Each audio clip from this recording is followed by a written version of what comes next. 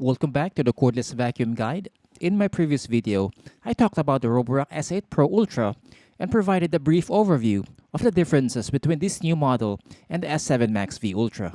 So for this video, we'll go in depth on these products, looking at their similarities and differences, plus the test results to give you guys a bird's eye view of the strengths and weaknesses of each robot. There's a lot to unpack, so let's get into it.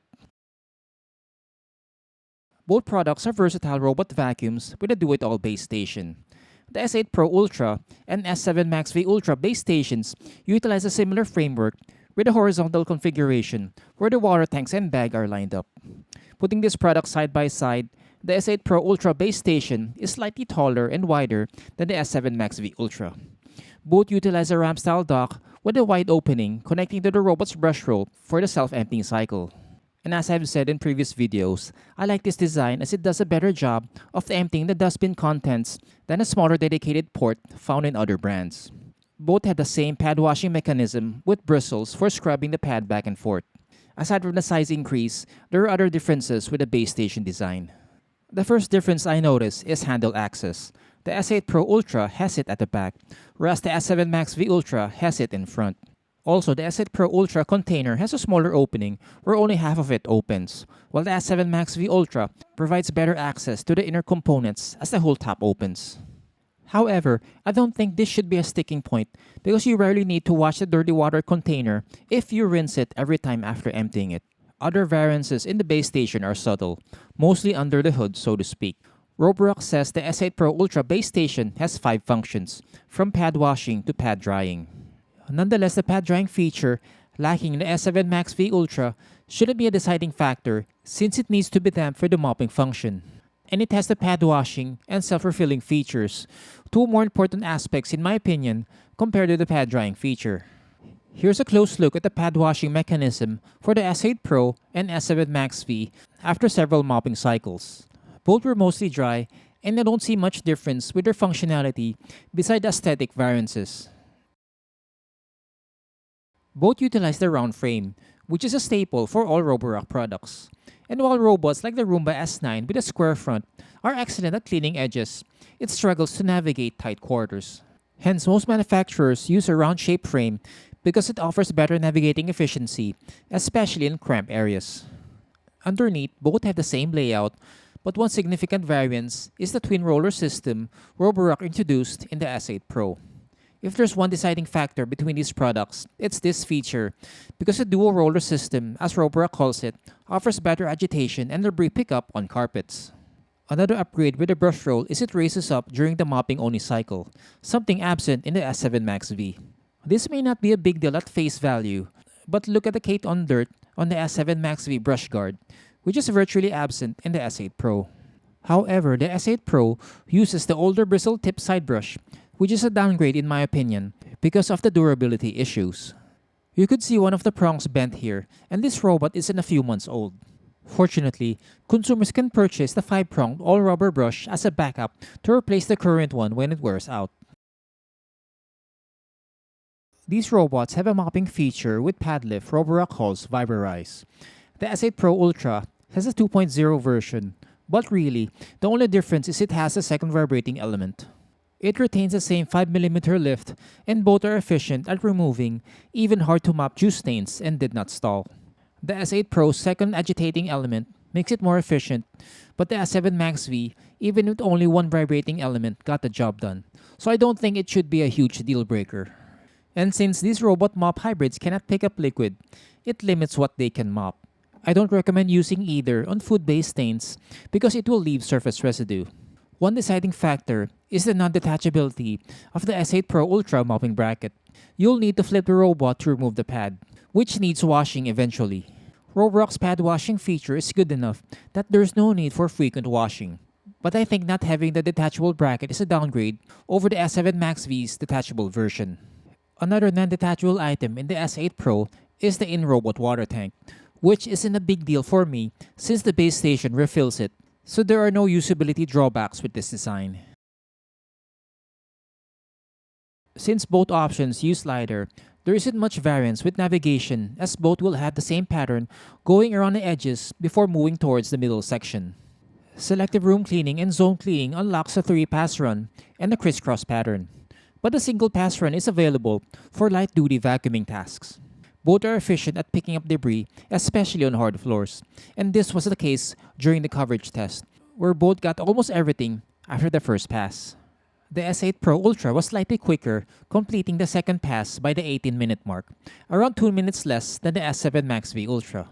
Containment is available for the S8 Pro and S7 MaxV Ultra models.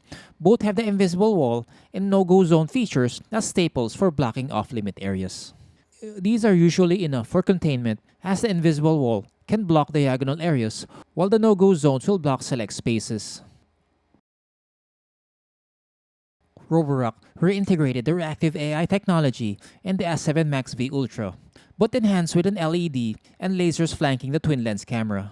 The result of these improvements is better obstacle avoidance capability, even with smaller debris.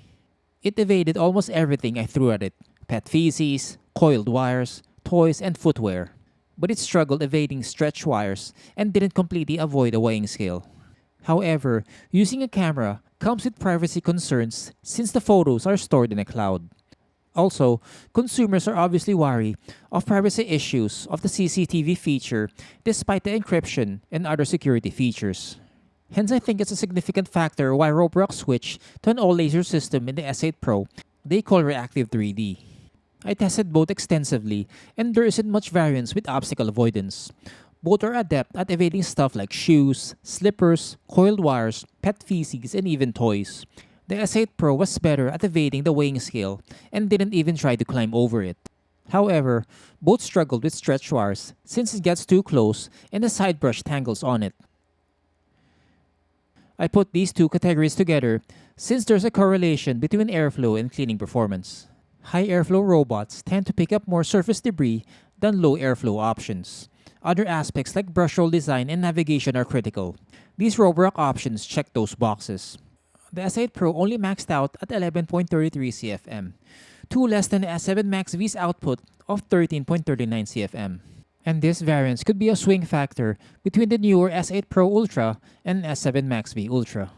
Based on experiments, the S8 Pro was better at cleaning surface debris and embedded sand on carpets, more so on the latter because of the extra agitation from the second roller. Unfortunately, the S8 Pro's lower airflow affects its hard floor cleaning performance as it got lower averages, including sand, which is my barometer on this surface. I also noticed the S8 Pro side brush scattering debris a bit more than the S7 MaxV. That could be the lower airflow in play since it picks up less, but I'll try to experiment with switching the S7 MaxV side brush on the S8 Pro and see what happens. Fortunately, the difference on hard floors isn't as substantial as the deep cleaning experiments, where the S8 Pro was nearly 10% better. So in my opinion, this could be the deciding factor between these flagship Roborock options. The S8 Pro also got higher averages on surface debris on carpets, but the difference isn't as significant as on embedded sand. Unfortunately, the S8 Pro, despite its twin roller system, wasn't as good at cleaning hair, only picking up 48 and 24% on 5 and 7-inch hair respectively, which is way off than the S7 MaxV's pickup of 163%. Again, this is another proof of the S7 MaxV's higher airflow. There's little variance between the S8 Pro and S7 MaxV Ultra with app features. Both are compatible with the Roborock app, one of the better options with the most frequent updates I've seen from any brand I've tested. And the last major update was released with the S7 MaxV and Q series, namely the 3D map option and the mapping run. The latter is the more helpful of the two since it fast-tracks the map creation process, leveraging LiDAR's 360-degree scanning ability to identify walls without the robot going through every nook and cranny. The 3D map offers consumers a different perspective of the map at different angles. What's cool with Roborock's version is it's integrated with the main interface, so it's usable with other features like checking the robot status using the 3D map. One variance is the obstacle recognition results, where the app shows the detected obstacles. Since the S7 MaxV Ultra uses a camera, it shows a snapshot of the object, while the S8 Pro only shows a graphic. Another is the remote view found only in the S7 MaxV Ultra, which acts as a CCTV camera to see what the robot sees during the run. Again, this feature may be good or bad depending on your views on privacy. Other features like containment, scheduling, selective room cleaning, and zone cleaning come standard with both options. With the higher airflow, the S7 Max V Ultra will be slightly noisier, maxing at close to 73 decibels, while the S8 Pro peaked at close to 71 decibels. Runtime will be similar since both use a 5200 mAh lithium-ion battery at 180 minutes in the lowest setting, which is more than enough inside most homes unless you live in a huge mansion. The efficient navigation and mapping run solves most of the issues that plague options without them. Despite the numerous upgrades Roborock put in the S8 Pro Ultra, experiments reveal little variance with real-world performance. Both are efficient navigating options that will traverse around tight sections proficiently with minimal risk of getting wedged. Surface debris pickup is extremely close, with the S8 Pro having the advantage on carpets thanks to the twin roller design, while the S7 Max V is better on hard floors since it has more airflow. Obstacle avoidance is also a toss-up, with a slight advantage going to the S8 Pro since it avoided this weighing scale and didn't attempt to go over it, whereas the S7 Max V Ultra failed in this experiment. Mopping is also close despite the S8 Pro having two vibrating elements.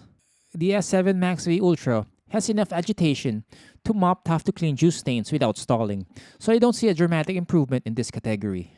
And both can't pick up liquid, which limits the stains they can mop.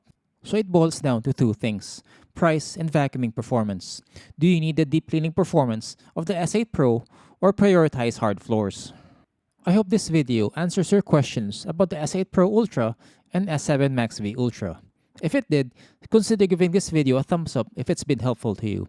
It goes a long way in growing this channel and reaching more consumers. Subscribe and hit the bell icon to get notified when I publish new comparisons like this, and I have a bunch lined up. Links are in the description below for more information about these robots, including a detailed comparison on my blog.